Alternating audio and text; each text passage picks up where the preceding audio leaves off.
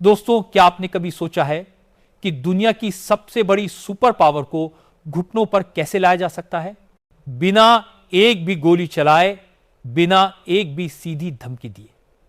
आज की कहानी उसी भारत की है जिसने अमेरिका के 100 बिलियन डॉलर के सपनों को चकनाचूर कर दिया है, और वह भी इतने शांत तरीके से कि पूरी दुनिया हैरान रह गई है।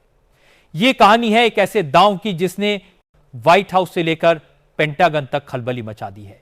यह कहानी है भारत के उस मुंहतोड़ जवाब की जिसका डंका आज पूरी दुनिया में बज रहा है। पूरी डेवलपमेंट क्या है, इस वीडियो में समझते हैं। लेकिन आगे बढ़ने से पहले इस वीडियो को लाइक करके चैनल को सब्सक्राइब जरूर कर लीजिए, क्योंकि यह आपके लिए तो एक सेकंड का काम है, लेकिन इससे हमारी काफी बड़ी मदद होती है। तो कहते हैं कि अगर दुश्मन को कमजोर करना है तो उसकी जड़ों पर वार करो।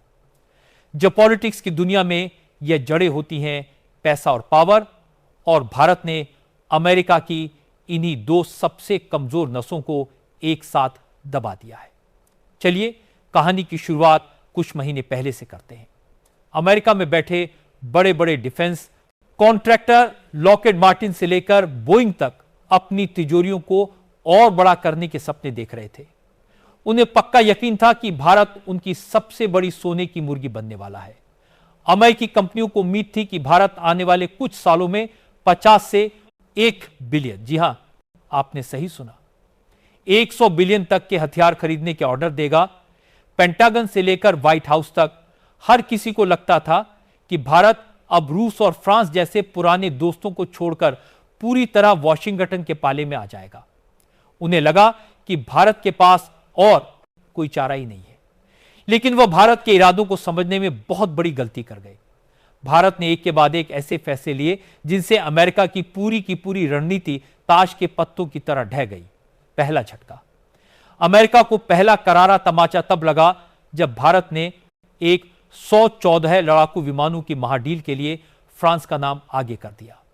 यह डील कोई छोटी मोटी नहीं बल्कि लगभग 24 बिलियन की थी। दूसरा झटका जो पहले वाले से भी कहीं ज्यादा बड़ा और विनाशकारी था। हाल ही में आई रिपोर्ट्स के मुताबिक रूस ने भारत को अपना सबसे आधुनिक 5th जनरेशन का O-57 स्टेल्थ फाइटर जेट खरीदने का ऑफर दे डाला है। यह वो फाइटर जेट है जिसे अमेरिका के F-35 का सबसे बड़ा दुश्मन माना जाता है, और यह डील अकेले ही 60 से 70 बिलियन डॉलर तक की हो सकती है। अब जरा तस्वीर को जोड़कर देखिए। 24 बिलियन की डील फ्रांस को चली गई, और अगर भारत रूस का यह ऑफर मान लेता है तो 70 बिलियन डॉलर की एक और महाडील रूस के साथ हो जाएगी। यानी कुल मिलाकर लगभग 100 बिलियन डॉलर का विशाल मार्केट अमेरिकी जबड़ों से छीन लिया गया।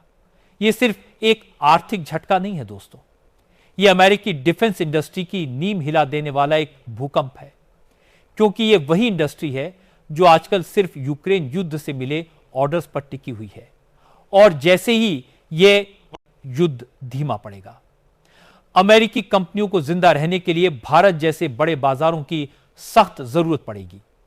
भारत उस मार्केट का सबसे बड़ा, सबसे रसीला हिस्सा था जो अब किसी रेत की तरह अमेरिका के हाथों से फिसलता जा रहा है, और खेल यहीं खत्म नहीं हुआ।